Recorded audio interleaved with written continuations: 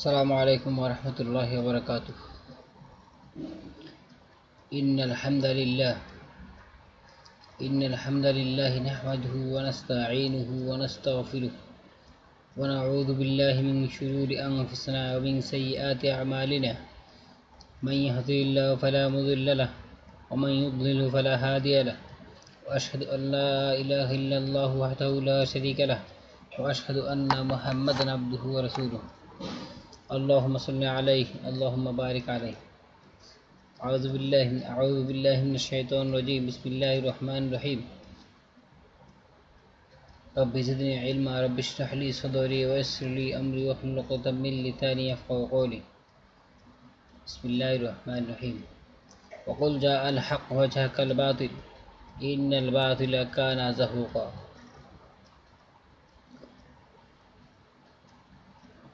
বরাবর মতো আজকে আপনাদের সামনে একটা বিষয় নিয়ে আলোচনা করব। একটা ভিডিও নিয়ে আপনাদের সামনে এসেছি, তাদের নাস্তিকদের বিষয়, নাস্তিকদের মুখোশ উন্মোচন, নাস্তিকদের কথার জবাব, নাস্তিকদের যুক্তির জবাব নিয়ে আজকে আপনারা আমার স্ক্রিনে একটা ভিডিও দেখতে পাচ্ছেন। কোরআন কারীমের আয়াত, যেখানে মুফাসসিরুল ইসলাম কোরআন কারীমের একটা আয়াতকে আর একটা আয়াতের বিরুদ্ধে যুক্তি দাঁড় করিয়েছিল। সে বলছিল, তার বক্তব্যের শিরোনাম ছিল কোরআন দিয়ে কোরআনের আয়াত খণ্ডন, কোরআন দিয়ে কোরআনের যুক্তি খণ্ডন। তো আমরা চেষ্টা করব ইনশাল্লাহ আমরা চেষ্টা করব যে তার যুক্তিগুলা খণ্ডন করে কোরআন কারীমের আয়াত থেকে না বুঝে কীভাবে উদ্ভটভাবে কোন আয়াত কোন জায়গায় না বুঝে, ঠিক মতো উদ্দেশ্য না বুঝে, আদর্শ না বুঝে, কোরআন কারীমের কোনো জিনিস না বুঝে সে যে কোনোভাবে ব্যাখ্যা করলে কি হয়ে যায়, আমরা সে বিষয়ে ইনশাআল্লাহ আলোচনা করব এবং চেষ্টা করব আপনাদের সামনে তুলে ধরার জন্য যে মুফাসসিরুল ইসলাম কতটা নির্বোধ, কতটা একটা লোককে কতটা অন্ধ, কতটা হিংসুটে মনোভাব হলে, কতটা ছোট মানসিকতা হলে একজন লোক মুফাসসিরুল ইসলামদের মতো, এদের মতো নাস্তিকেরা কতটা হীনমান্য লোক হলে কোরআন কারীমকে নিয়ে মিথ্যা, কোরআন কারীমের এক আয়াতকে আরেক আয়াতের সাথে স্থাপিত করে আন্তাজে উদ্ভট কথাবার্তা দিয়ে কোরআন কারীমকে অসার প্রমাণ করতে চায়। আল্লাহ সুবহানাহু ওয়া তাআলা এই সমস্ত লোকগুলোর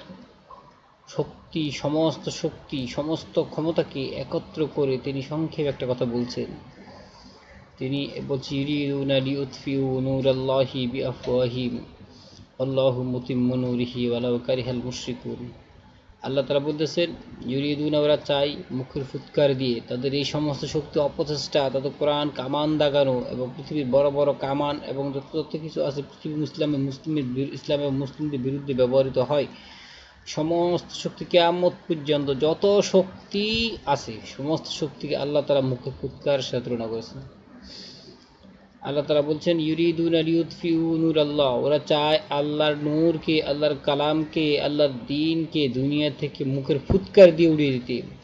আল্লাহু মুতিম্মু নূরিহি, আল্লাহ তাদেরকে বেষ্টন করে রেখেছেন। ওয়ালাউ কারিহাল কাফিরুন, আল্লাহ তাআলা কাফিরদের লাঞ্ছিত করবেন। তো আজকে আসুন আমরা আগে শুনি, মুফাসসিরুল ইসলামের ভিডিওটা দেখি, তারপর ইনশাআল্লাহ আমরা চেষ্টা করব যে তার কতটা অযৌক্তিক, ভ্রান্ত এবং কতটা হিংসুটে মনোভাব নিয়ে সে কোরআন কারীমকে নিয়ে ব্যাখ্যা বিশ্লেষণ করে ইসলামের বিরুদ্ধে চারণ করে। আমরা চাই সে ধ্বংস হয়েছে, আল্লাহ তার ফয়সালা নেবে। আর যারা পথভ্রষ্ট, যাদেরকে সে পথভ্রষ্ট করতেছে, জাতিকে যেন সে পথভ্রষ্ট করতে না পারে। এই জন্য আমরা হক স্পষ্ট হয়ে যাওয়ার পরে যার ইচ্ছা সে গুমরাহির দাবিত হবে, আর যার ইচ্ছা সে তওবা করে ভালো পথে আসবে। আল্লাহ সুবহানাহু ওয়া তাআলা সূরা কাহফে বলেন, ফামান শাআ ফালইয়াকফুর ওয়া মান শাআ ফালইয়াকফুর। যে ব্যক্তি চায় সে ক্ষমা প্রার্থনা করবে, আর যে চায়, যার ইচ্ছা সে কুফরি করে জাহান্নামে যাবে। আসুন আমরা তার বক্তব্যগুলো শুনি, ভিডিওগুলো শুনি, তারপরে আমরা এক এক করে ইনশাআল্লাহ চেষ্টা করবো তার যুক্তিগুলো খণ্ডন করার জন্য। আজে বাজে কথা বলার তো দরকার নেই, ব্যঙ্গ করারও দরকার নেই, এমনকি কার্টুন বানানোর দরকার নেই। যুক্তি দিয়ে কোরআনকে খণ্ডন করা যায়, বিবেক দিয়ে খণ্ডন করা যায়। আসুন দেখি কোরআন দিয়ে কোরআনের আয়াত খণ্ডন করা যায় কিনা। খুব ভালো ভালো কিছু কথা আছে কোরআনে, তাই না? যেমন ধরুন, যখন কেউ তার বাবা মার বা পূর্বপুরুষের ভ্রান্ত বা ইসলাম বিরুদ্ধ ধর্ম আঁকড়ে ধরে থাকতে চায় এবং বলে যে আমাদের বাপ দাদাদের ধর্ম কেন ছাড়বো, তারা তাদের বিবেক কাজে লাগাতে চায় না, তাদের যুক্তি কাজে লাগাতে চায় না, তারা অন্ধ বধির হয়ে থাকে। এই বিষয়ে কোরআনে বলা আছে কিন্তু সূরা বাকারায়। যেমন ধরুন, দেখুন এখানে বলা আছে, আর যখন তাদেরকে কেউ বলে যে সেই হুকুমেরই আনুগত্য করো যা আল্লাহ তাআলা নাজিল করেছেন, তখন তারা বলে কখনো না, আমরা তো সেই বিষয়ের অনুসরণ করব যাতে আমাদের বাপ দাদাদেরকে দেখেছি। যদিও তাদের বাপ দাদারা কিছুই জানতো না সরল পথ।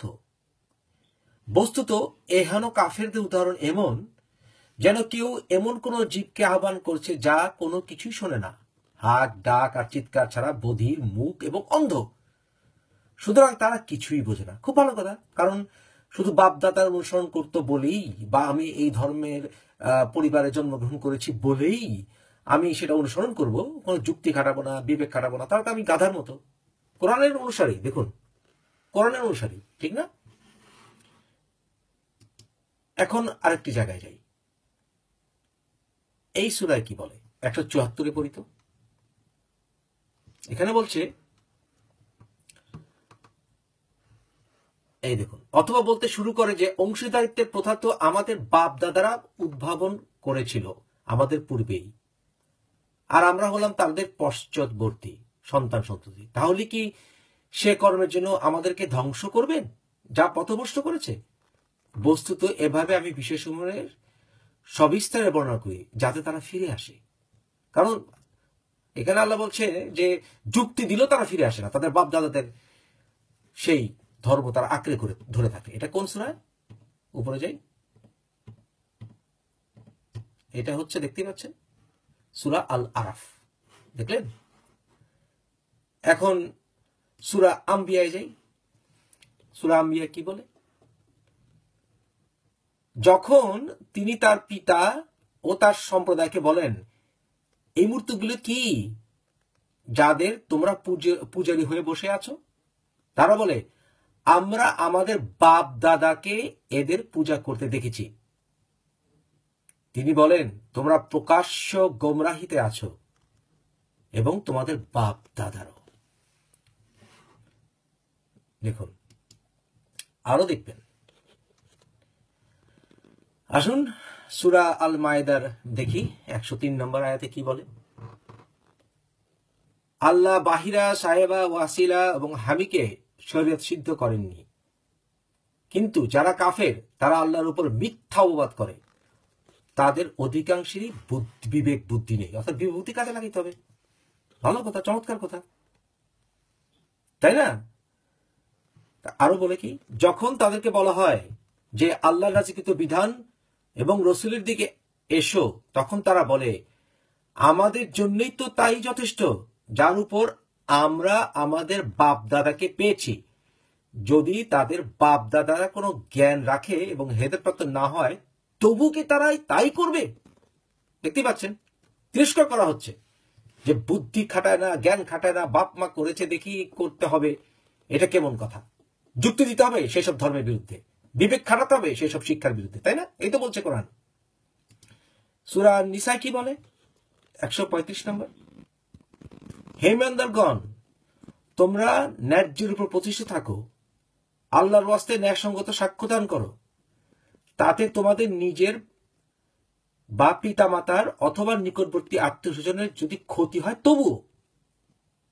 কেউ যদি ধনী কিংবা দরিদ্র হয়, তবে আল্লাহ তাদের শুভাকাঙ্ক্ষী তোমাদের চাইতে বেশি।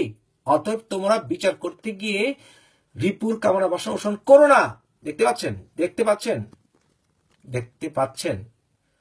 তাহলে একই কথা যদি আমাদেরকে অমুসলিমরা বলে যে ভাই তোমরা কেন ধর্ম করবা, ওরা আমার বাপ দাদা করেছে, কোরআন শরীফে বলেছে, কোরআন শরীফে পড়েছি, ওরা যেমন আগেকার ধর্ম যেমন বলতো যে আমরা বাপ দাদাকে দেখে এসেছি মূর্তি পূজা করতে, তাই করি। সুতরাং আমরা দেখেছি কোরআনে বলছে, সুতরাং যেহেতু এটা ঐশী বাণী তাই অনুসরণ করি। কেন মনে করি? কারণ কোরআন বলেছে, কোরআন দাবি করেছে, বাপ মা বলেছে, তাই কোরআনে বলা আছে এটা ঐশী বাণী, তাই এটা ঐশী বাণী। বাপ মা বলেছে ঐশী বাণী, তাই এটা ঐশী বাণী। দেখতে পাচ্ছেন মিলটা? কিন্তু তা চলবে না, তা চলবে না। কারণ 2 নম্বর সূরায় আবার দেখতে হবে আপনাকে এখানে, 21 নম্বর সূরায়, সূরা আম্বিয়া দেখেন 21 নম্বর সূরার 23 নম্বর আয়াত কিন্তু আবার আরেক কথা বলে কি জানেন? বলে তিনি যা করেন তৎসম্পর্কে তিনি জিজ্ঞাসিত হবেন না এবং তাদেরকে জিজ্ঞাসা করা হবে। অর্থাৎ আল্লাহকে প্রশ্ন করতে পারবা না, অন্য ধর্মের মানুষদের করো, তাদের বিশ্বাসের বিরুদ্ধে করো। আল্লাহ বলছে এটা ঐশী বাণী মানতে হবে, বাপ মা বলছে ঐশী বাণী মানতে হবে, তাকে প্রশ্ন করা যাবে না। এই ক্ষেত্রে কিন্তু আর বিবেক বুদ্ধি কাজে লাগানো চলবে না। সুতরাং তুমি যদি বিবেক বুদ্ধি কাজে না লাগাও, তোমার বাপ মা করছে তাই করো, তুমি কোরআন শরীফ বলেছে তাই বলো, তাইলে তুমি বুদ্ধিমান। তুমি যদি প্রশ্ন করো উল্টো নিজের ধর্মকে, তাহলে তোমাকে কিন্তু গাধা বলা যাবে না, তোমাকে বেকুব বলা যাবে না। এবং তুমি যদি কোনো মতে বিবেক বুদ্ধি খাটিয়ে এই ধর্ম ত্যাগ করো, তাইলে কি, হ্যাঁ তাইলে খবর আছে আরো বেশি খবর আছে। কারণটা বলে দিচ্ছি, খবরটা কি আছে। খবর হচ্ছে এটাই, দেখুন, মুরতাদকে হত্যা করার দলিল হচ্ছে নবী সাল্লাল্লাহু আলাইহি ওয়াসাল্লামের বাণী, যে ব্যক্তি ধর্ম ত্যাগ করে তাকে হত্যা করো, সহিহ বুখারী 2794 নম্বর হাদিস। এখন বাংলাদেশে কেন হত্যা করছে বুঝতে পারছেন তো? না, পাল্টা যুক্তি দিতে পারে না তো, গালি দিবে, হুমকি দিবে, ধমকি দিবে, কারণ কোরআন বলেছে তাই।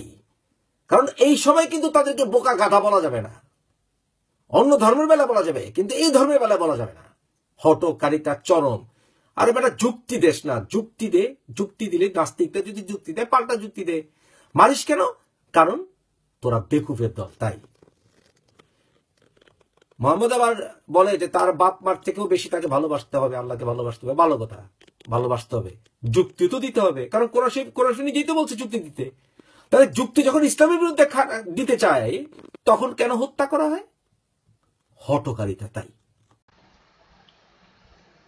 আমরা দেখতে পেয়েছি মুফাসসির ইসলাম সর্বপ্রথম কোরআনুল কারীমের যে আয়াতটা দিয়েছিলেন তিনি বলছেন সূরা বাকারা 71 নম্বর আয়াত, কিন্তু বাস্তবতা সূরা বাকারা 70 নম্বর আয়াত, যেখানে আল্লাহ সুবহানাহু ওয়া তাআলা বলেন ওয়াইদা কিলা লাহুমুত্তাকুল্লাহু মা আনহুত্তাবিউ মা আনজালাল্লাহ ক্বালু বাল নাত্তাবিউ মা আলফাইনা আলাইহি আবাআনা ওয়ালাউ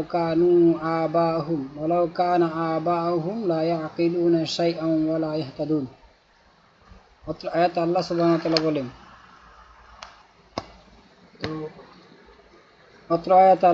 তাআলা বলেন, ওয়াইদা কিলা লাহুমুত্তাবিউ, অত্র আয়াতটা মুশরিকদের সম্পর্কে এবং মুনাফিক ইত্যাদি সম্পর্কে আল্লাহ সুবহানাহু ওয়া তাআলা আলোচনা করছেন। তিনি বলছেন ওয়াইদা কিলা লাহুমুত্তাবিউ, যখন তাদেরকে বলা হয় তোমরা ইত্তেবা করো মা আনজালাল্লাহ, সেই সম্পর্কে যা আল্লাহ তাআলা নাযিল করেছেন, ক্বালু, তারা বলে বাল নাত্তাবিউ মা আলফাইনা আলাইহি আবাআনা, বরং আমরা তো কেবল তারই অনুসরণ করব যা আমাদের পূর্বপুরুষদেরকে যার উপর আমরা পেয়েছি। অথচ আল্লাহ তাআলা বলা কানু আবাহুম, আল্লাহ তাআলা বলা কানা আবাহুম লা ইয়াকিলুনা শাইআন, আল্লাহ তাআলা বলা কান, যদিও তাদের পিতামাতারা এই সম্পর্কে কিছুই জানতো না, তারা কিছুই বুঝিয়া ইয়াকিলুনা শাইআন সম্পর্কে কিছু জানতো না, ওয়ালা ইয়াহতাদুন, আর তারা হেদায়েত প্রাপ্ত ছিল না। তাহলে এই আয়াত দেখা যাচ্ছে যে এটা কাদের সম্পর্কে? আবাহুম, তাদের পূর্বপুরুষেরা নাস্তিক ছিল না, মুশরিকদের সম্পর্কে বলা হচ্ছে, যারা মূর্তি পূজা করত তাদের সম্পর্কে। মুফাসসির ইসলাম এইখানে তিনি গোজামান দিলেন না মুশরিক আর নাস্তিকদের সম্পর্কে। আসুন তারপর আয়াতটা আমরা একটু দেখিনি। তারপর আয়াত হচ্ছে তিনি সূরা আরাফ 174 নম্বর আয়াতে রেফারেন্স করছে। আমরা 174 নম্বর আয়াত ইনশাআল্লাহ দেখে নিব ইনশাআল্লাহ। আমরা যদি 74 নম্বর, তো আমরা যদি 74 নম্বর আয়াতের অর্থ বুঝতে হয়, তাহলে আমাদেরকে সর্বপ্রথম 72 নম্বর আয়াত থেকে পড়তে হবে। কারণ আয়াতটা কি সম্পর্কে বলা হয়েছে? এই আয়াতটা আল্লাহ সুবহানাহু ওয়া তাআলা আদম আলাইহিস সালাম থেকে তার মানুষ সৃষ্টির ব্যাপারে আল্লাহ সুবহানাহু ওয়া তাআলা যে আমাদেরকে সাক্ষ্য নিয়েছেন, সেই সাক্ষ্য সম্পর্কে আদমের পিঠ থেকে আমাদেরকে বের করে তারপর আমাদেরকে সাক্ষী নিয়েছেন, সে সম্পর্কে আল্লাহ সুবহানাহু ওয়া তাআলা বলেন, স্মরণ করে দিচ্ছেন। কি বলছেন?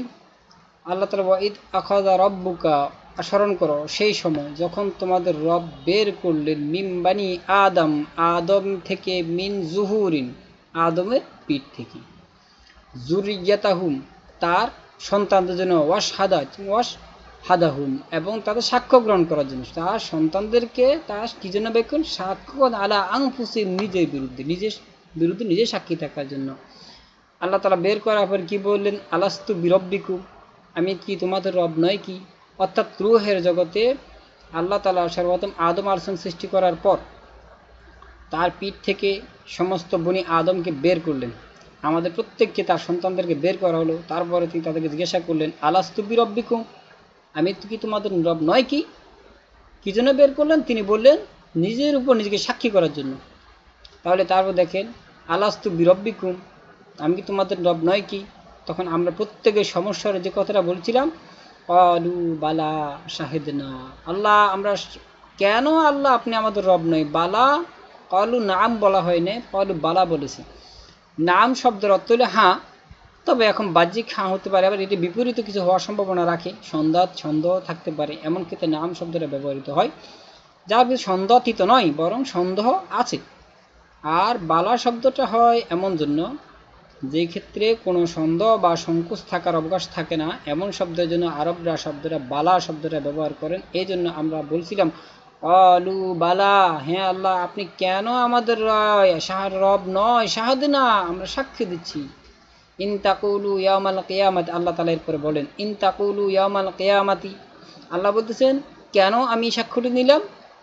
যেন তোমরা বলতে না পারো ইয়াউমাল কিয়ামাতে, কিয়ামতে, ইন্না কুন্না আলাইহা গাফিলিন, নিশ্চয়ই আমরা তো ছিলাম, আমরা এই সম্পর্কে বেখবর ছিলাম, গাফিল ছিলাম, আমরা এবং ছিলাম, অজ্ঞ ছিলাম, আমরা জানতাম না।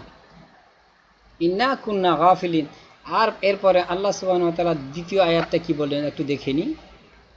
আল্লাহ তাআলা বললেন আমি দুইটা কারণে সাক্ষ্য নিচ্ছি, তার মাঝে প্রথম হচ্ছে কেউ যেন অভিযোগ করতে না পারে গাফিলিন, আমরা অজ্ঞ ছিলাম, আমরা জানতাম না। আর দুই নাম্বার হচ্ছে আও তাকুলু, অথবা তোমরা যেন বলতে না পারো ইন্নামা উশরিকা বি আবাউকুম, আমাদের নিশ্চয়ই আমরা পেয়েছি আমাদের পূর্বপুরুষদেরকে মিন কাবলি, এবং তার পূর্ববর্তীদেরকে শিরকি অবস্থায়, ওয়াকুন্না যুররিয়াতাহুম মিন বাদি, আর আমরা তাদেরই সন্তান, অতঃপর আমরা তাদের পরবর্তী এবং তাদের উত্তরসূরি।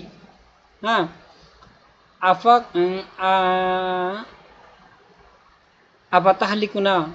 আফাতাহলিকুনা, আপনি কি আমাদেরকে ধ্বংস করে দিবেন? বিমা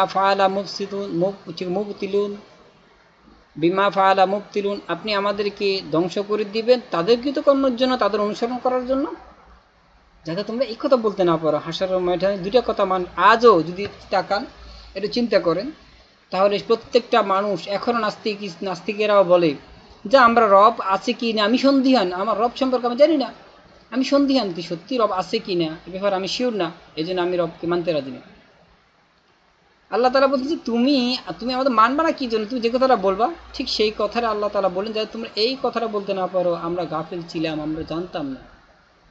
এই জন্য আল্লাহ সুবহানাহু ওয়া তাআলা প্রথম সাক্ষ্য নিলেন। তাহলে পৃথিবীতে এখন কেউ যদি বলে আমি আমার রব সম্পর্কে জানি না, এই কথা বলে সে বাঁচতে পারবে না। অথবা কেউ যদি বলে আমি আমার পূর্বপুরুষদের অনুসরণ করলাম, তাহলে সেই ক্ষেত্রেও কেউ বাঁচতে পারবে না।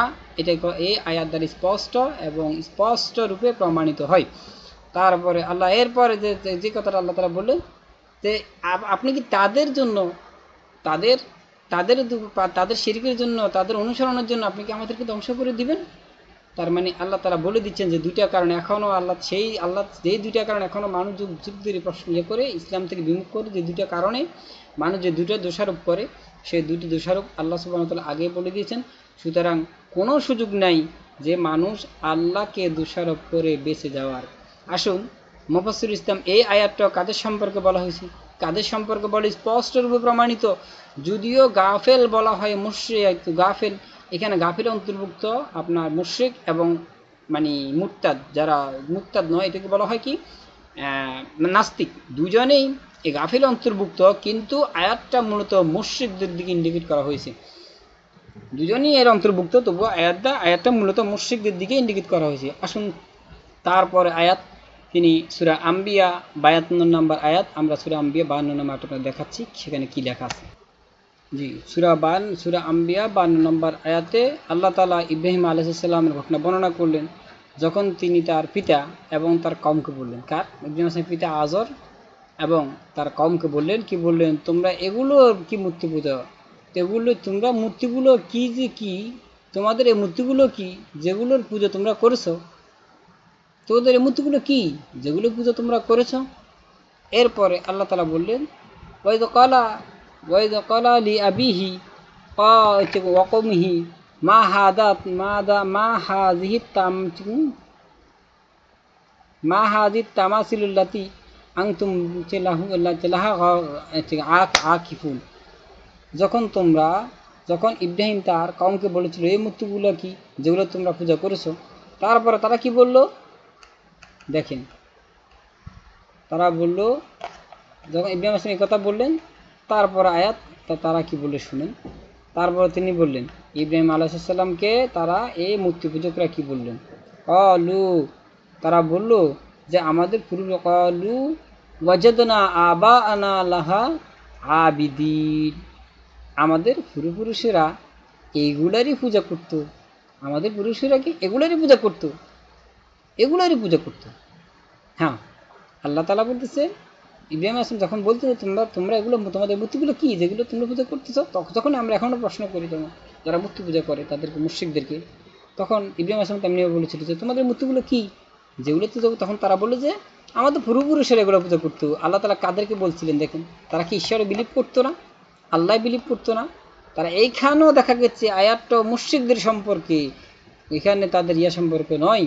এখানে সে এতপর আল্লাহ তাআলা সে বলল, তোমরা নিজেরা তোমাদের পূর্বপুরুষেরা সবাই স্পষ্ট বিভ্রান্তিতে। কে বললো? ইব্রাহিম আলাইহিস সালাম। কি বললো? ক্বালা লাকাদ কুনতুম ওয়া আনতুম ওয়া আবাকুম ফি দালালিম মুবিন। ক্বালা, সে বলল, লাকাদ কুনতুম, তোমাদের পূর্ববর্তী, আনতুম এবং তোমরা নিজেরাও, ওয়া আবাকুম তোমাদের পূর্ববর্তীরা, পিতামাতারা, আবাকুম ফি দালালিম মুবিন, স্পষ্ট গুমরাহিতে। সুতরাং এইখানেও দেখা গেছে যে এখানে স্পষ্ট যে মুশরিকদের সম্পর্কে আয়াত নাজিল হয়েছে। হ্যাঁ, তারপর আসুন আমরা মুফাসসির ইসলামের তার পরবর্তীতে সে যে রেফারেন্স করেছিল তা হচ্ছে সূরা মায়েদা 103 নম্বর আয়াত। আমরা আসুন 103 নম্বর আয়াতে তাও কি বলছে আমরা একটু শুনি। জি হ্যাঁ, সূরা মায়েদা 103 নম্বর আয়াতে আল্লাহ সুবহানাহু ওয়া তাআলা কি বললেন শুনুন। এইখানে আল্লাহ তাআলা কয়েকটা মূর্তির কথা বললেন, তাই ওয়ামা জাআলাল্লাহু মিন বাখিল। এখানে আয়াতে একটা সে দেখতে হবে, যখন নবীরা তাদেরকে বলতো যে তোমরা এই মূর্তিগুলো কেন পূজা করো, তখন তারা বলতো যে এই সমস্ত মূর্তিগুলো আল্লাহ তাআলা তৈরি করছেন। যেমন তারা যে মূর্তিগুলো তৈরি করে, তারা বায়রা, ছায়েরা, ওয়াসিলা, হাম, এইগুলো তারা পূজা করতো। আর তখন তারা কি বললো যে এগুলো তো আল্লাহ তৈরি করেছে মূর্তি উপাসনার জন্য। তখন আল্লাহ সুবহানাহু ওয়া তাআলা সরাসরি নিষেধ করে দিয়ে বলছেন, ওয়ামা জাআলাল্লাহু মিন বাখিরাতিন, আল্লাহ তাআলা সৃষ্টি করেননি, ওয়ামা জাআলাল্লাহ, আল্লাহ তাআলা সৃষ্টি করেননি, মিন বাখিরাতিন, বাখিরা কি, ওয়ালা সাইবাতিন, আর সাইবা কি, ওয়ালা ওয়াসিলাতিন, আর ওয়াসিলা কি, ওয়ালা হামিন, আর হামকেও আল্লাহ তাআলা সৃষ্টি করেননি। তাহলে কে সৃষ্টি করলো? ওয়ালাকিন্নাল্লাযীনা কাফারু, বরং তারাই সৃষ্টি করেছে যারা কুফরি করেছিল, ওয়াইফতারুনা আলাল্লাহিল কাযিবা, আর আল্লাহ তাআলা তারা আল্লাহর প্রতি মিথ্যা অপবাদ দিচ্ছে। তাহলে কাদের সম্পর্কে বলা হচ্ছে? কাদের সম্পর্কে? যারা সৃষ্টিকর্তাকে বিশ্বাস করত তাদেরকে, নাকি যারা সৃষ্টিকর্তাকে বিশ্বাস করতো না তাদেরকে? একটা পয়েন্ট বুঝে নিন। তাহলে প্রত্যেকটি আয়াত এ পর্যন্ত যা দেখলাম, প্রত্যেকটি আয়াত একমাত্র মুশরিকদের সম্পর্কে, কোনো নাস্তিকদের সম্পর্কে নয়। কোরআন কারীম নাস্তিকদের সম্পর্কে আরো অনেকগুলো আয়াত আছে। আপনাকে আগে কাকে সম্বোধন করেছে তা যদি না বুঝেই কোনো বক্তব্য শুনেন, তাহলে আপনি গোমরা তো হবেনই। গোমরা তো হবেনি। আসুন আমরা তারপরে পরবর্তী আয়াতটা দেখি। আমরা তার পরবর্তী 104 নম্বর আয়াতে কি বলা হচ্ছে দেখুন, আরো স্পষ্ট হয়ে যাবে। যখন ওয়াইদা কিল আলাহুম তাআলু, যখন তাদেরকে বলা হয় যে তোমরা আসো, তাআলু তোমরা আসো, ইলাল্লাহি মা আনজালা মা আনজালাল্লাহ, যা আল্লাহ তাআলা নাজিল করেছেন, ওয়া ইলা রাসূলি, তার রাসূলের উপর। ক্বালু তারা বলে, হাসিবনা মা ওয়াজাদনা, হাসিবনা আমাদের জন্য যথেষ্ট, মা ওয়াজাদনা আলাইহি আবানা, যা আমাদের পূর্বপুরুষরা এবং আমাদের পিতামাতারা রেখে গিয়েছিল তাদেরকে, যার উপর আমরা তাদেরকে পেয়েছি তাই আমাদের জন্য যথেষ্ট। ওয়ালাউ কানু আবাহুম, যদিও তাদের পিতামাতারা লা ইয়ালামুনা শাইআন, জানতো না বিষয় কিছুই, ওয়ালা ইয়াহতাদুন, তারা পথভ্রষ্ট ছিল বা হেদায়েতপ্রাপ্ত ছিল না। তাহলে এই আয়াত কারদের সম্পর্কে স্পষ্ট হয়ে যায় যে মুশরিকদের সম্পর্কে, মুরতাদদের সম্পর্কে, অথবা ইয়া সম্পর্কে নয়, অথবা নাস্তিকদের সম্পর্কে নয়। নাস্তিকদের সম্পর্কে কোরআনকারে অনেক আয়াত রয়েছে, তাদের যুক্তি আল্লাহ সুবহানাহু অন্যভাবে খণ্ডন করেছেন। আগে বুঝতে হবে যে কাদের সম্পর্কে। আসুন তারপর আয়াতটা আমরা দেখিনি। এরপরে দেখুন, এরপরে তিনি যেটা বললেন সূরা নিসা আয়াত নাম্বার 135, সে আয়াতে আসুন কি বলছে, কাদের সম্পর্কে বলা হলো, ইয়া আইয়ুহাল্লাযীনা আমানু, হে ঈমানদারগণ। কাদেরকে সম্পর্কে বলা হয়েছে? ঈমানদারগণ কি নাস্তিক না আস্তিক? অবশ্যই আস্তিক। ন্যায়সঙ্গত কথা বলতেই হবে। এই জন্য আল্লাহ তাআলা ন্যায্য সঙ্গত কথা ব্যবহার বলছেন, ইয়া আইয়ুহাল্লাযীনা আমানু, হে ঈমানদারগণ, কুনু কাওয়ামিনা বিল কিসতি শুহাদা, আল্লাহ তোমরা ন্যায়সঙ্গত সাক্ষী দানে, আল্লাহর জন্য ন্যায়সঙ্গত সাক্ষী দানে তারপর অটল থাকো।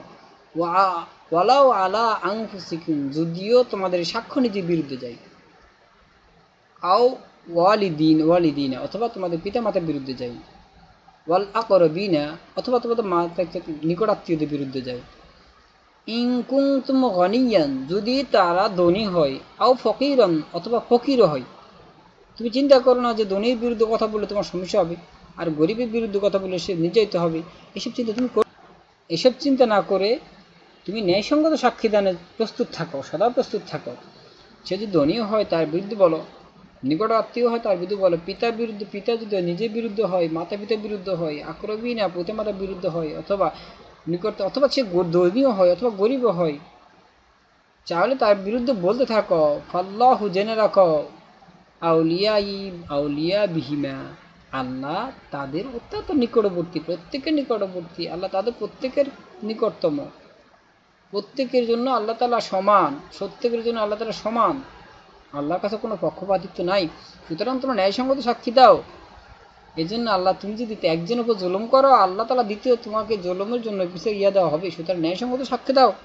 আল্লাহ তাআলা সেই, তারপর আল্লাহ ফাত্তাবিউল হাওয়া, তোমরা কি প্রবৃত্তির অনুসরণ করো না, তোমার মন গড়া মতো সাক্ষী দিয়ে প্রবৃত্তির অনুসরণ করো না। ইন তাদিলু, আর কেন তোমরা এটা করবা, প্রবৃত্তি অনুসরণ করবে না, যেন তোমরা ন্যায় বিচার করতে পারো।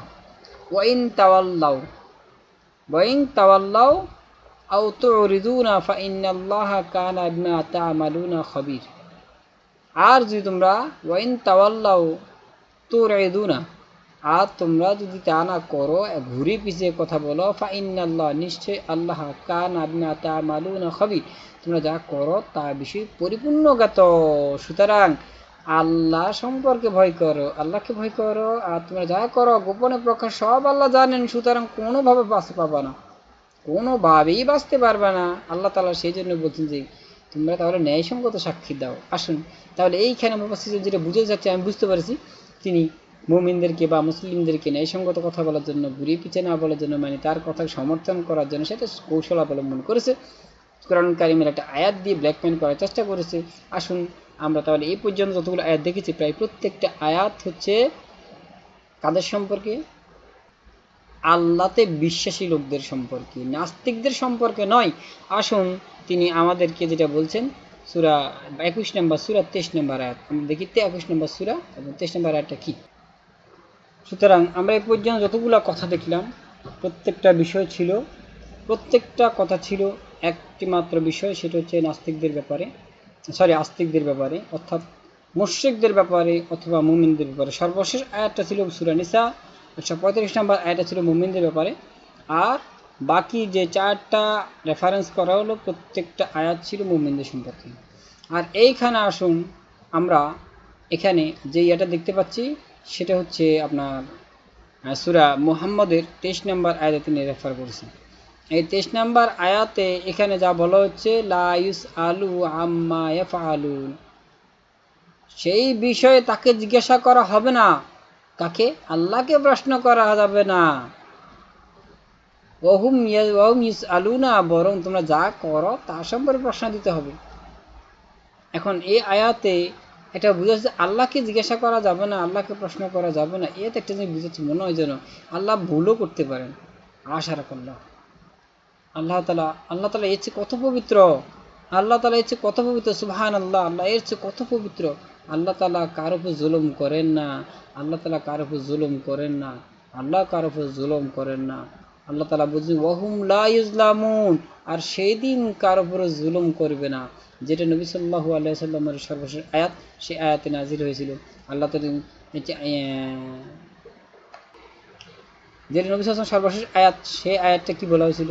ওয়াত্তাকু ইয়াওমান লা তুরজাউ ইলাল্লাহ, আর সেই দিনকে ভয় করো যেদিন আল্লাহর কাছে ফিরে যাওয়া হবে। সুম্মা তুওয়াফিহিম, অতঃপর তোমাদেরকে যা করবে তা পরিপূর্ণরূপে প্রতিদান দেওয়া হবে। ওহুম লা ইউজলামুন, কার উপর জুলুম করা হবে না। আল্লাহ বলছেন কার উপর জুলুম করা হবে না, সেদিন তুমি যা করবে তার পূর্ণ প্রতিদান দেওয়া হবে, পূর্ণ প্রতিদান দেওয়া হবে। কোনো প্রকার জুলুম আল্লাহ তাআলা করবেন না, কার উপর আমল কমাবেন না, কার আমলকে বিনষ্ট করবেন না। আর সে যদি তার শিরিক এবং মুশরিক কুফরি দ্বারা নিজের আমলকে বিনষ্ট না করে, তাহলে আল্লাহ সুবহানাহু ওয়া তাআলা কারো আমলকে বিনষ্ট করবেন না। সুতরাং অত্র আয়াতগুলো যে কয়টা আয়াত স্পষ্টভাবে প্রমাণিত হলো যে আল্লাহ তাআলা মুশরিকদের সম্পর্কে আয়াত করেছে। আসুন আমরা এই আয়াতগুলা দেখব, যে আমরা এই বিষয়গুলো স্পষ্টভাবে দেখব যে আল্লাহ তাআলার ব্যাপারকে প্রশ্ন করা যাবে না, বরং তোমাদেরকে প্রশ্ন করা হবে। এই বিষয়টা আমরা ইবনে কাসির, তাফসির ইবনে কাসির, প্রখ্যাত তাফসির, তার থেকে আমরা ব্যাখ্যা করার চেষ্টা করব ইনশাআল্লাহ। আপনারা শুধু থাকুন। তো এ হলো তাফসির ইবনে কাসির। এই তাফসির ইবনে কাসিরে আমরা সে আয়াতটা সূরা আম্বিয়ার 23 নম্বর আয়াতের আমরা রেফারেন্স আপনারা দেখতে পাচ্ছেন। আমি তাফসির ইবনে কাসির করেছি।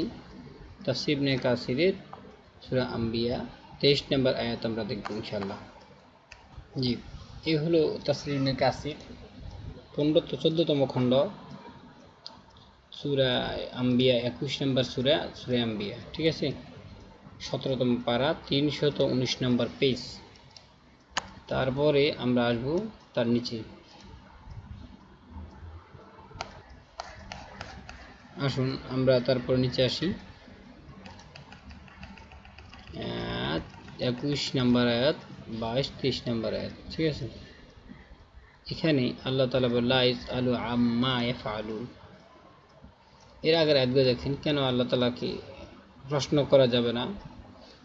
আল্লাহ তাআলা জিজ্ঞাসা করতেছেন, তাদেরকে জিজ্ঞাসা করলেন তার আগের আয়াতগুলোতে, তারা যে মৃত্তিকা তৈরি করে, যে দেবতাগুলো তৈরি করেছিল, এগুলো কি কারো জীবন দিতে পারে? সক্ষম। আল্লাহ তাআলা বলতে এগুলো কারো জীবন দিতে পারবে না, সুতরাং তোমরা কেন এগুলোর পূজা করো, এগুলো মূর্তিগুলো, এই সমস্ত মূর্তিগুলো পূজা করো। 2 নাম্বার, তিনি বললেন আর যদি আল্লাহ ছাড়া, আরেকটা যুক্তি দিলেন, আল্লাহ ছাড়া বহু মাবুদ থাকতো পৃথিবীতে, আকাশ এবং ও পৃথিবীতে, আকাশমণ্ডল ও পৃথিবীতে, তবে উভয় ধ্বংস হয়ে যেত। অতএব তারা যা বলে তা আল্লাহর আরশের অধিপতি হতে আল্লাহ তাআলা তা মহাপবিত্র, তা হতে আল্লাহ আরশের অধিপতি হতে মহান আল্লাহ তাআলা মহাপবিত্র, তিনি যা করেন এই বের আল্লাহ তাআলা বললেন। এই কথাটা আল্লাহ সুবহানাহু ওয়া তাআলা মুশরিকদের উদ্দেশ্যে বললেন। কি বললেন? তিনি যা করেন সে বিষয়ে তাকে প্রশ্ন করা যাবে না। অর্থাৎ আল্লাহ সুবহানাহু ওয়া তাআলা তার কৃতকর্মের জন্য তাকে প্রশ্ন করতে পারবে না। কেন প্রশ্ন করতে পারবে না? প্রথম কথা, আল্লাহ সুবহানাহু ওয়া তাআলা কি কেন প্রশ্ন করতে পারবে না? তবে কি আল্লাহ সুবহানাহু ওয়া তাআলা কি অন্যায় করেন? না। আল্লাহ তাআলা, আমি একটু আগে একটা বলছি, তাত্তাকু ইয়াওমান লা তুরজাউ ইলাল্লাহ, সে আয়াতে আল্লাহ তাআলা সুম্মা তুওয়াফিহিম, প্রত্যেককে তার, অতঃপর তাকে তার কৃতকর্ম পরিপূর্ণ মাত্রায় দেওয়া হবে। সে যা করেছে সুম্মা তুওয়াফি, তারপর একবার পরিপূর্ণ কমপ্লিট করে দেওয়া হবে, কোনো রকম কমতে দেওয়া হবে না। তার আমল কোনো কম মানে বাড়ানো হবে না। এখন আল্লাহ তাআলা এখানে কি বলছেন ইবনে কাসির আমরা দেখতেছি আল্লাহ এখানে কি বলছে, তিনি যা করেন লাইস আলু আম্মা ইয়াফআলু ওমা হুম লাইস আলু লাইস আলু প্রশ্ন করা হবে না, আম্মা ইয়াফআলু তিনি যা করেন সে সম্পর্কে, ওহুম ইস আলুন বরং তাদেরকে প্রশ্ন করা হবে, মানে আল্লাহকে কোনো প্রশ্ন করা যাবে না বা হবে না, বরং মানুষকে প্রশ্ন করা হবে। মানুষ তো কৃতজ্ঞতার জন্য দায়বদ্ধ থাকবেন। যেমন আমাদের দেশে সাধারণতভাবে একটা কোম্পানি বা একটা প্রতিষ্ঠানের জিএম যিনি সাধারণ সেন্সে নেন বা এমডি যিনি প্রতিষ্ঠাতা, তাকে কেউ প্রশ্নবিদ্ধ করতে পারে না। একটা লোককে তাকে কেউ, আমি একটা ফার্মের মালিক, আমি ফার্মে লাভ করে লোকসান করে, তাহলে আমাকে প্রশ্নবিদ্ধ করা সাধারণত কেউ করতে পারে না, পারে সেক্ষেত্রে বিশেষ, কিন্তু অংশীদার থাকলে পারে, কিন্তু সেখানে পারে না। তদ্রূপভাবে আল্লাহ সুবহানাহু ওয়া তাআলা মহাবিশ্বে যা করবেন তার সম্পর্কে তাকে প্রশ্ন করা হবে না, এক কথা। 2 নম্বর হচ্ছে তিনি কি অন্যায় করেন, অবশ্যই আল্লাহ তাআলা বলছেন না, তিনি কোনো অন্যায় করবেন না, সেক্ষেত্রে কারো উপর জুলুম করবেন না। ওহুম লা ইউজলামুন, আল্লাহ তাআলা বলছেন কিয়ামতের ময়দানে তিনি কার উপর জুলুম করবেন না, অর্থাৎ সে যা করবে তাই আল্লাহ তাআলা পরিপূর্ণ দেবে, সুম্মা তুওয়াফিহিম ওয়া হুম লা ইউজলামুন, পরিপূর্ণ রূপে দেওয়া হবে। তাহলে আসুন দেখুন আমরা এতে ব্যাখ্যা এখানে ইবনে কাসির রাহমাহুল্লাহ আলাইহি কি বললেন।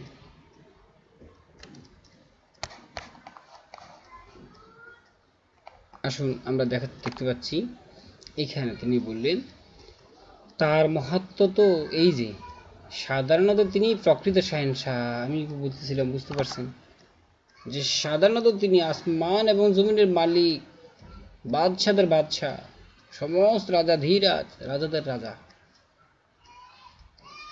তাহলে তিনি কি বললেন, সাধারণত তিনি শাহেনশাহ, তার উপর শাসনকর্তা হুকুম কৈফিয়ত চাইতে পারে না, তার উপরে শাসনকর্তা হুকুমের কৈফিয়ত চাইতে পারে না, তার উপর কোনো শাসনকর্তাই নাই, কে তার থেকে হুকুম চাইবে, এবং এবং কেউ তার ফরমান টলাতে পারে না। অর্থাৎ আল্লাহ সুবহানাহু ওয়া তাআলা যদি কখনো কোনো চূড়ান্ত সিদ্ধান্ত নেন, কোনো জাতিকে ধ্বংস করার সিদ্ধান্ত নেন তাদের জুলুমের কারণে, কোনো জাতিকে ধ্বংস করার সিদ্ধান্ত নেন, আদ এবং সামুদের মতো কোনো জাতিকে যখন ধ্বংস করার সিদ্ধান্ত নেন অথবা কোনো কারণে প্রাকৃতিক দুর্যোগ দিতে চান, তাহলে আল্লাহর এই সিদ্ধান্ত কেউ পরিবর্তন করতে পারে না। তার শ্রেষ্ঠত্ব, মর্যাদা, বড়ত্ব, জ্ঞান, হিকমা, ন্যায় বিচার এবং মেহেরবানিতে অতুলনীয়।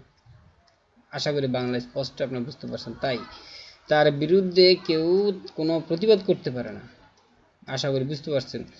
আল্লাহ সুবহানাহু ওয়া তাআলার বিরুদ্ধে কেউ কোনো প্রতিবাদ করার ক্ষমতার কারণে কেউ তার সামনে না, কেউ বলতে পারে না যে আল্লাহ আমি তো ভুল করে বলছি, আমাকে এই জন্য সুযোগ দাও, তারপরে নানা বা অজুহাত দিতে পারে না, কারণ আল্লাহ তাআলা আহকামুল হাকিমিন, তিনি সবকিছু জানেন, আন্নাল্লাহা আলিমুন বিজাতি সুদূর, তিনি অন্তরখবর ভালোভাবে জানেন। তাহলে সেই ক্ষেত্রে তার কোনো রকমভাবে ক্ষেত্রে তার ইয়ে করা যায় না, তার বিরুদ্ধে কেউ কোনো প্রতিবাদ করতে পারে না, কেউ তার সামনে টু শব্দটিও করতে পারে না। আল্লাহর সামনে, আল্লাহর বিচারের সামনে কেউ কোনো কথা বলার সাহস পায় না, মানে কোনো শব্দটা করার সুযোগ পাবে না, কারণ আল্লাহ সুবহানাহু ওয়া তাআলা এত বেশি নেই পড়ে, সবাই তার সামনে অপারগ এবং নিরুপায়, কেউ কোনো শক্তি রাখে না, কেউ এমন নেই যে তার সামনে কথা বলার সাহস রাখে। এই কাজ কেন করলেন এবং কেন এটা হলো, এইরূপ প্রশ্ন করতে পারে না এমন সাধ্য কারণে তিনি সমস্ত সৃষ্টির স্রষ্টা এবং সবার তিনি মালিক। তিনি যাকে ইচ্ছা যে কোনো প্রশ্ন করতে পারেন, প্রত্যেক জায়গায় তিনি হিসাব গ্রহণ করবেন। তাহলে দেখেন হাওয়া রব্বিকা নাচকে, এরপর আল্লাহ তাআলা বলেন তোমার প্রতিপালকের শপথ। আল্লাহ কি বলছেন, আল্লাহ ফাকের ইবনে কাসির রাহমাহুল্লাহ আলাইহি তা নিয়ে আসলেন এটা, তোমার প্রতিপালকের শপথ। দেখেন হাওয়া রব্বিকা লিনাস আলান্নাহুম আজমাইন আম্মা কানু ইয়ামালুন, তোমার বাংলা অনুবাদ দেখেন, তোমার প্রতিপালকের শপথ, অবশ্যই আমি তাদের সকলকে তাদের কৃতকর্ম সম্পর্কে জিজ্ঞাসা করব। বুঝতে পারছেন, বুঝতে পারছেন? আমি যদি আপনাকে যদি কোনো বিষয় জিজ্ঞাসা করি ন্যায়সঙ্গতভাবে, তাহলে অবশ্যই আমি জুলুম করব না। আমি জুলুম থেকে মুক্ত না থেকে আপনাকে কীভাবে জিজ্ঞাসা করব? আমি নিজে জুলুম যদি করি, আমি নিজে যদি আপনার উপর জুলুম করি, আমি আপনাকে কীভাবে জুলুমের বিচার নেব? আপনি তো আমাকে বলবেন যে ভাই তুমি তো জালেম। আমি নিজে জেনা করি আর আপনার জেনার বিচার কীভাবে করবো? আপনি তো বলবেন ভাই তুমি তো জালেম, তুমি তো জেনাকারী। তাহলে এইখানে স্পষ্ট হয়ে গেলেন আল্লাহ তাআলা বলতে, অবশ্যই আমি তাদের সকলকে তাদের কৃতকর্মের জিজ্ঞাসাবাদ করব। তারা যে আশ্রয়ে এসেছে এবং যে তার আশ্রয়ে এসে যাবে, সে সমস্ত অকল্যাণ এবং বিপদ আপদ হয়ে যাবে। পক্ষান্তরে এমন কেউ নেই যে তার বিপদ ও অপরাধে আশ্রয় দিতে পারে। বিপদ এবং বিপদে বিপক্ষে অপরাধীদেরকে আশ্রয় দেবে। আল্লাহ পাকের বিপক্ষে অপরাধী আশ্রয় দেওয়ার ক্ষমতা কারো নাই, এ ব্যাপারে স্পষ্ট। আমরা এ পর্যন্ত ইবনে কাসির রাহমাহুল্লাহ দেখলাম। সেখানে আমরা বুঝতে পারলাম যে আল্লাহকে প্রশ্ন করা যাবে না। আল্লাহকে প্রশ্ন করা যাবে না কোন বিষয়ে? আল্লাহকে দোষারোপ করা যাবে না। আপনি চুরি করবেন, আপনার হাত কেটে দেওয়া হবে, তারপর আপনি আল্লাহকে দোষারোপ করবেন। আল্লাহ তাআলা তো বলে দিয়েছেন যে তার জান্নাতে দেওয়ার জন্য তিনি অবশ্যই পরীক্ষা করবেন। ওয়ালা নাবলুওয়ান্নাকুম বিশাইইম মিনাল খাউফি ওয়াল জুই। আমাদের প্রত্যেককে পরীক্ষা করা, তোমাদের প্রত্যেককে পরীক্ষা করা হবে। ওয়ানাকসিম মিনাল আমওয়াল, মালের ক্ষতি দ্বারা, তারপর দেখি ফসলের ক্ষতি দ্বারা ইত্যাদি ক্ষতি। বিশাইইম মিনাল খাউফি ওয়াল জুই ওয়ানাকসিম মিনাল আমওয়াল ওয়াল আনফুসিহিম ওয়াস সামারাত ওয়াবাশশিরিস সাবিরিন। তার বিপদ ধারণকারীদের জন্য আল্লাহ তাআলার সুসংবাদ। সুতরাং এই আয়াতটি স্পষ্ট হয়ে যাচ্ছে যে যে মানুষের বিপদ আপদ এগুলো আল্লাহ তাআলা পরীক্ষা। আর দ্বিতীয় কথা হচ্ছে কেন পরীক্ষা? যার ইমান যত বেশি তত বেশি তত কঠিন বড় মুসিবত। আর এই মুসিবতে যে পাশ করবে তার জন্য জান্নাত, আর যে পাশ করবে না, পরীক্ষা দিবে না, পরীক্ষা দেখলে পালিয়ে বেড়াবে, সে আবার ওখানে ক্লাসে কীভাবে উঠবে? সে তার পরবর্তী ক্লাসে কীভাবে উঠবে? এটা দুনিয়ার নিয়ম অনুযায়ী, দুনিয়ার চিন্তা অনুযায়ী আপনি দেখেন। তাহলে পরীক্ষা দিবেন না আপনি পাশ করে পরীক্ষা দিতে ভয় পাবেন, আপনি পরীক্ষা দিবেন না, পরীক্ষা থেকে পালিয়ে বেড়াবেন, আবার অন্য ক্লাসে উঠতে চাইবেন। এটা কি হয়? এটা জুলুম না বাকি ছাত্রদের উপর? অবশ্যই জুলুম। আল্লাহ তাআলা বলে ওয়াহুম লা ইউজলামুন, কার উপর জুলুম করা হবে না। সুতরাং এই জুলুম থেকে পরিত্রাণের জন্য আল্লাহ সুবহানাহু ওয়া তাআলা অবশ্যই আপনাকে পরীক্ষা করবেন, আপনি জান্নাত পাওয়ার উপযুক্ত কিনা, জাহান্নাম পাওয়ার উপযুক্তি, সেজন্য। এখন এখানে অত্র আয়াতও আমরা দেখতে পেলাম, এই আয়াত আল্লাহ সুবহানাহু ওয়া তাআলা মুশরিকদের বিরুদ্ধে কথা বললেন। মুশরিকরা যে মূর্তিগুলোর ব্যাপারে করছিল, তার সেই সম্পর্কে আল্লাহ সুবহানাহু ওয়া তাআলা বিস্তারিত আলোচনা করলেন। এখন আমাদের প্রশ্ন হচ্ছে, মুফাসসির ইসলাম কি? যে আয়াতগুলো মুশরিক সম্পর্কে আলোচনা করা হলো, আপনি একজন নাস্তিক, ঈশ্বর বিশ্বাস, আপনি জানেন না যে সৃষ্টিকর্তা একজন আছে কিনা, অথবা আছে কিনা, আপনি সে সম্পর্কে জানেন না, থাকলেও থাকতে পারে, আপনি সেটা বলছেন। আমি আপনার বক্তব্য থেকে বলছি। আপনি চিন্তা করে দেখুন, আপনি কোন বক্তব্যের কথাগুলো বলেছেন। সৃষ্টিকর্তা একজন যদি থাকে, এমন একটা শিরোনাম আপনি ভিডিও ছেড়েছিলেন, সেই ভিডিওতে আমি দেখেছি। সৃষ্টিকর্তা যদি থাকে, আমি ইচ্ছে ছিল যে বক্তব্য যুক্তি খণ্ডন করি, কিন্তু সময় সুযোগ স্বল্পতার কারণে পারিনি। আমি বলতে চাচ্ছি যে এখানে আপনি জানেন না যে সৃষ্টিকর্তা একজন আছে কিনা, আর আপনার যারা সন্দিহান তাদের ব্যাপারে কথাগুলো আসে নাই। এই কথাগুলো যারা রব সম্পর্কে শিরকিতে লিপ্ত, যারা এক আল্লাহতে বিশ্বাসী না বহু স্রষ্টাতে বিশ্বাসী, তাদের সম্পর্কে উক্ত বয়ানগুলো, উক্ত আয়াতগুলো নাযিল হয়েছিল। আর আপনি তো প্রথম ধাপেই আসতে পারেননি। মানুষকে যখন আল্লাহ সুবহানাহু ওয়া তাআলা, সর্বপ্রথম মানুষকে আপনি দুইভাবে ভাগ করা যায়। এক ছাড়া আপনি সমগ্র পৃথিবীর মানুষকে দুইভাবে ভাগ করেন। এক হচ্ছে সৃষ্টিকর্তাতে বিশ্বাসী, আর একটা হচ্ছে সৃষ্টিকর্তাতে বিশ্বাসী নয়। আমরা বলি যদিও মুশরিকদের চেয়ে আপনার নাস্তিক অনেক ভালো, কারণ নাস্তিকের কাছে আল্লাহরও বিশ্বাস করে না, সে গায়রুল্লাহকে বিশ্বাস করে। নাস্তিক মুশরিক আল্লাহকে বিশ্বাস করে, গায়রুল্লাহকে বিশ্বাস করে। এই জন্য আমরা, সেটা ভিন্ন কথা। যদি আমরা বলি নাস্তিক মুশরিকের চেয়ে ভালো, নাস্তিক অনেকগুলো কারণে বলো, তারা পড়াশোনা করে, তারা জানতে চাই, নিজেকে জিজ্ঞাসা করে, কিন্তু ভুল ভাল অথবা হিংসার বশে অনেক সময় করে। মুনাফিকি রেখি করে, অন্তরের ভিতরে কুফরি রেখি করে, অন্তরকে গুমরা করে, বধির করে, চোখকে বন্ধ করে আলো খুঁজে। চোখ বন্ধ করে আলো কখনো খুঁজে পাওয়া যায় না, তদ্রূপ অন্তরকে একঘেয়েমি দ্বারা পরিপূর্ণ রেখে কখনো আলো খোঁজা যায় না। তো আপনাকে প্রথম করতে হবে যে সৃষ্টিকর্তা আদৌ আছে কি না, এর উত্তর আপনাকে জানতে হবে। আপনি হানার মাঝে পড়ে আছেন, আর আপনি এরপর সৃষ্টিকর্তার আয়াত নিয়ে ব্যাখ্যা করছেন, এই ক্ষমতা আপনার অধিকার নাই। আপনি আপনার শিক্ষাকে নিয়ে ভাবুন। আপনি আগে নিশ্চিত হন যে সৃষ্টিকর্তা একজন আছে কি না। আপনাকে জগতের অভিশাপ ইত্যাদি সবকিছু আগে সৃষ্টির নিখুঁত দেখুন। আল্লাহ সুবহানাহু ওয়া তাআলা সূরাতুল মুলক আল্লাহ তাআলা বলছেন, আমি আপনাকে সাজেস্ট করতেছি, আল্লাহ তাআলা সূরাতুল মুলক 29 নম্বর পারা সর্বপ্রথম সূরা, সেখানে কি বললেন দেখুন। সেখানে আল্লাহ তাআলা সূরাতুল মুলক কি বললেন দেখুন, আল্লাযী খালাকা সাবআ আসমাওয়াতিন তিবাকা মা তারা ফি খালকির রহমানি মিন তাফাউত। কি বললেন? আল্লাহ যিনি 7 আসমান এবং জমিনকে সৃষ্টি করেছেন। আল্লাহ তাআলা বললেন 7 আসমান এবং জমিন, 7টা আসমান এবং জমিন আছে, আপনি তাও জানেন না। আপনি খুঁজে দেখেন, পাবেন, নিশ্চিত রূপে পাবেন। বহু জগৎ আছে, তার মধ্যে 7 আসমান এবং জমিন আছে, 7টা আসমান 7টা স্তর জমিন আছে। সেই কথা আল্লাহ তাআলা বলছেন, আল্লাযী খালাকাল মাউতা ওয়াল হায়াতা লিয়াবলুয়াকুম আইয়ুকুম আহসানু আমালা। আল্লাহ তাআলা বললেন যে হুয়াল্লাযী খালাকা লাকুম মা আল্লাযী খালাকা সাবআ সামাওয়াতিন তিবাকা। তারপর তিনি কি বললেন? মা তারা ফি খালকির রহমানি মিন তাফাউত। তোমরা রহমানের সৃষ্টির মাঝে কোনো খুঁত দেখতে পাও কি? দেখো তো, আমি আপনাকে চ্যালেঞ্জ করে বললাম যে মহাবিশ্বের সৃষ্টির মাঝে একটা খুঁত বের করুন। আল্লাহ তাআলা চ্যালেঞ্জ দিলেন, মা তারা ফি খালকির রহমানি মিন তাফাউত। রহমানের সৃষ্টি, মহাবিশ্বের সৃষ্টি, তার মাঝে একটা খুঁত বের করুন। আছে কি ক্ষমতা? আল্লাহ তাআলা তারপরে ফারজিল বাসর হাল তারা মিন ফুতুর। এরপরে যখন এই বিশ্বের সৃষ্টির দিকে তাকাবেন, কোনো খুঁত খুঁজে পাবেন না। নিখুঁতভাবে একটা জিনিস কেউ পরিচালনা না করলে কিভাবে চলে? আল্লাহ তাআলা তারপরে বললেন ফারজিল বাসর হাল তারা মিন ফুতুর। এরপরে তোমার দৃষ্টি, তোমরা যে সেই মহাবিশ্ব থেকে নিজের দিকে ফিরে আসবে। আপনি নিজেকে নিয়ে গবেষণা করুন, নিজের দেহ নিয়ে গবেষণা করুন। আল্লাহর কসম করে বলছি, যদি নিরপেক্ষ গবেষণা করেন তাহলে রবকে পেয়ে যাবেন। একজন রব আছে, সেটা স্পষ্ট হয়ে যাবে।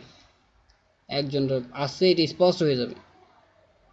আপনি যদি অন্তরকে গোমরা করে রাখেন, তাহলে আল্লাহর কসম আপনি পথভ্রষ্ট হবেন। আমাদের কিচ্ছু যায় না, চোখ বন্ধ করে আলো খোঁজা যায় না। যতভাবে অন্তরকে গোমরা করে, অন্তরকে পুফুরি রেখে, অন্তরকে বক্রতা রেখে কখনো আল্লাহকে খুঁজে পাবেন না। আল্লাহকে খুঁজে পাওয়ার জন্য আপনার অন্তর পরিষ্কার করুন, স্পষ্ট রূপে আপনি দেখুন, নিজের দেহকে নিয়ে চিন্তা করুন, আল্লাহ তাআলা বলতে রহমানের সৃষ্টি নিয়ে চিন্তা করুন। তারপরে দেখবেন এবং নিজের দিকে সুম্মার জেল বাসার হাল তারা আমি ফুতুর। তারপর কি বলবেন? আপনার নিজের দিকে ফিরে আসবেন। আপনার 10 দিন মস্তক নত হয়ে যাবে, দৃষ্টি ক্লান্ত হয়ে নিজের দিকে ফিরে আসবে। এরপর নিজের সৃষ্টির দিকে দেখুন। আল্লাহ তাআলা সূরাতুল ইয়াসিন আল্লাহ তাআলা বলছেন, ওয়াদরব লানা মাসালান ওয়া নাসিয়া খালকা ক্বালা মান ইউহিল ইযামা হিয়া রামীম। আল্লাহ তাআলা এটা খোঁচা দিয়ে বলবেন, সে আমার সৃষ্টি সম্পর্কে কত উদ্ভট কথা বলে আমার সম্পর্কে, অথচ সে তার নিজের সৃষ্টি ভুলে যায়। আপনি নিজের সৃষ্টি সম্পর্কে একটু চিন্তা করুন। নাস্তিকদের সম্পর্কে আল্লাহ সুবহানাহু ওয়া তাআলা অনেকগুলো কথা বলছেন, কোরআন কারীমে আমি সেই দিকে যাব না। আপনি আগে সৃষ্টিকর্তা একজন আছে কি না, আপনার প্রথম কাজ এটা। তারপরে কোনটা ইসলাম আল্লাহ সৃষ্টিকর্তা ধর্ম, কোনটা ধর্ম নয়, তারপর আসবেন সেটা। আপনি প্রথম উত্তরে ফেল, প্রথম পরিচয়পত্র আপনি ফেল। তাহলে আপনি প্রথম পরিচয়পত্র ঠিক করুন, তারপরে আপনি আসবেন যে আপনি কোনটা সঠিক ধর্ম, আল্লাহর ধর্ম। হ্যাঁ, আপনি আগে সর্বপ্রথম কাজে ঠিক নেই, আপনার মৌলিক ঠিক নেই, আসল ঠিক নেই। আপনি বলতেছেন আপনি উন্নতি ইয়ে করতেছেন। হ্যাঁ, ঈশ্বর বিশ্বাসী, ঠিক আছে, আপনি ঈশ্বর আছে কি না আগে সিদ্ধান্ত উপনীত হন।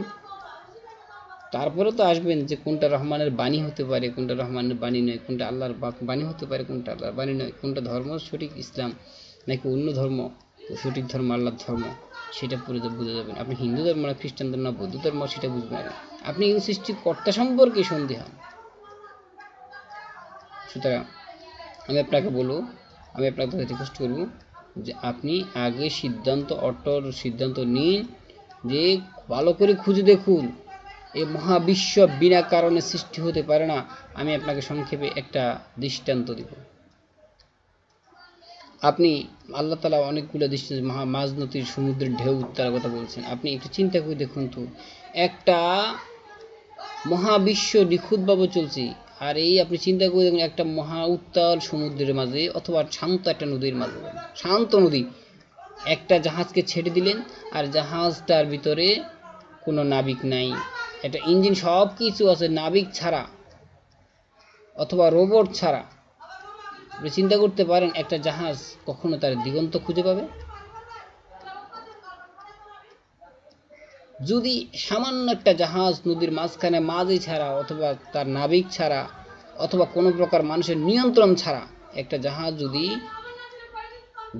যদি তার দিগন্ত খুঁজে না পায়, এই মহাবিশ্ব, এই সৌরজগতের যেই, আপনি যে আশা করি আমার চেয়ে ভালো জানেন সৌরজগতের যে অবস্থান, নক্ষত্রগুলো, এগুলো একটু থেকে একটু হলে চূর্ণ বিচ্ছিন্ন হয়ে যাবে, একসাথে সংঘর্ষ বেঁধে যাবে। কে আল্লাহ পাক রব্বুল আলামিন, কে এমন জিনিস, কি এমন খুব ক্ষমতা যে এই সৌরজগতের একটার সাথে একটা নিখুঁত বা ঘুরতেছে, সবাই ঘুরতেছে, কেউ কারোর কক্ষপথ অতিক্রম করে না। আল্লাহ তাআলা বলছেন ওয়াকুল্লুম ফি ফালাকিন ইয়াসবাহুন, আল্লাহ তাআলা বলছেন ওরা সকলে নবমণ্ডলে যারা আছে তারা প্রত্যেকেই আপন কক্ষপথে সাঁতার কাটে। সুইম ইয়াসবাহুন মানে সাঁতার কাটা,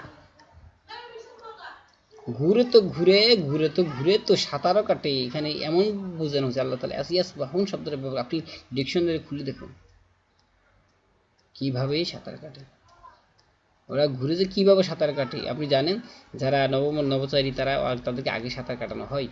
আমি আবাকে বলছি, আপনি আপনি ভালো করে চিন্তা করুন যে মহাবিশ্ব নিশ্চয় একজন সৃষ্টিকর্তা আছে, তার অধীনে এই মহাবিশ্ব পরিচালিত হয়, তিনি এই মহাবিশ্ব পরিচালনা করেন। আশা করি আপনি আমার কথা বুঝতে পারছেন, ইনশাআল্লাহ আমার উত্তরগুলো পেয়ে গেছেন আপনি। ওয়াখির দাওয়ানা আলহামদুলিল্লাহি রাব্বিল আলামিন। আসসালামু আলাইকুম ওয়া রাহমাতুল্লাহি ওয়া বারাকাতুহু।